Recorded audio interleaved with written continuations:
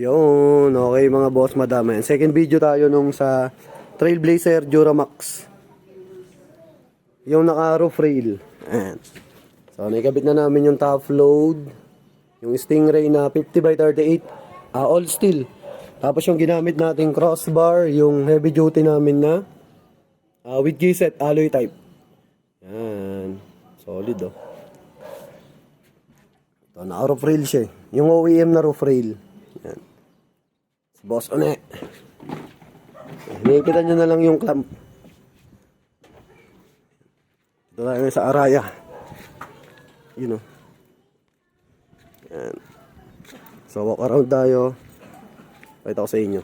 Yan. Dito naman tayo sa kabilang side. Yan. Tapos yung logo, ayun, nasa ilalim. Pinabaliktad kasi. Para all black daw. Yan. Mas maganda tignan. You know. All goods na. Yan. So sa mga gustong mag-avail ng ganitong crossbar top load, available yan sa JLJ Car Accessories Motomac Works. Sakay sa vlog natin yung JLJ Car Motovlog. Yan, ayun ang pinagkalata, no. Goods na goods. Yan. Tapos yung susi nung crossbar dito.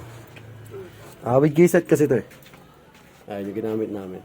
Okay tayo sa taas. Pakita natin sa inyo. Yun, no? Solid. Yan. OEM na roof rail. Tapos heavy duty na crossbar. Saka top load na all steel. All black. Then 50x38 yung sukat. Tapos plug and play lang yan. Naka-clamp lang yan. Yan. So wala kaming binutas dito. Wala kaming din rail. Lahat yan plug and play. Yan. So Trailblazer na Duramax 2.8. Yan o. Astig. Sobrang init mga boss. Yan. Yan sa Araya. Yan. So ganyan magiging itsura niya pag naka-top load na ng 50x38 all steel. Yan. Siya nga pala, mapapansin nyo, medyo nakagitna yung top load. Ayan. So nakapantay siya dito sa pinto. Kasi may tornilyuhan yan. So kailangan nating sundan yung sa stock na salpakan ng top load. Hindi katulad sa iba, may adjustable ito kasi dahil OEM yung roof rail na.